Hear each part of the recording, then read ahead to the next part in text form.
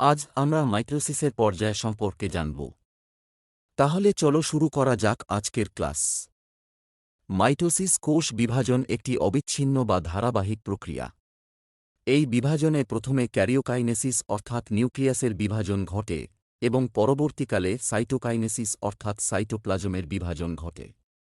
বিভাজন শুরুর আগে কোষের নিউক্লিয়াসে কিছু প্রস্তুতিমূলক কাজ হয়।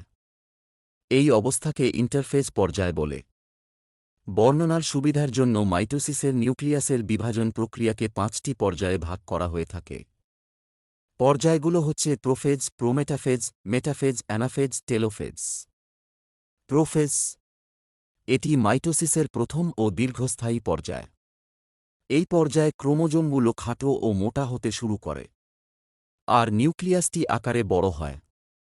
প্রোমেটাফেজ নিউক্লিয়ার মেমব্রেন ও নিউক্লিওলাসের বিলুপ্তি ঘটতে থাকে। স্পিন্ডল যন্ত্রের সৃষ্টি হয়। ক্রোমোজোমগুলো বিষুবীয় অঞ্চলের দিকে ধাবিত হয়।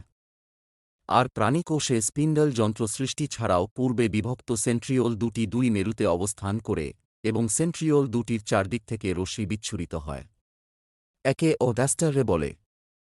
মেটাফেজ ক্রোমোজোমগুলো সর্বাধিক মোটা ও খাটো হয়। ক্রোমোজোমগুলো বিষুবীয় অঞ্চলে অবস্থান করে। এই ধাপের শেষে সেন্ট্রোমিয়ারের বিভাজন শুরু হয়। অ্যানাফেজ সেন্ট্রোমিয়ারের বিভাজন ঘটে। স্পিন্ডল যন্ত্র অদৃশ্য হতে শুরু করে।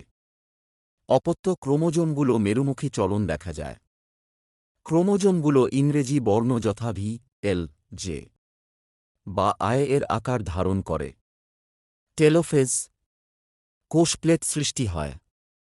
নিউক্লিয়াস ও ক্রোমোজোমগুলো দুই মেরুতে চলে যায়। দুইটি অপত্য কোষের সৃষ্টি হয়।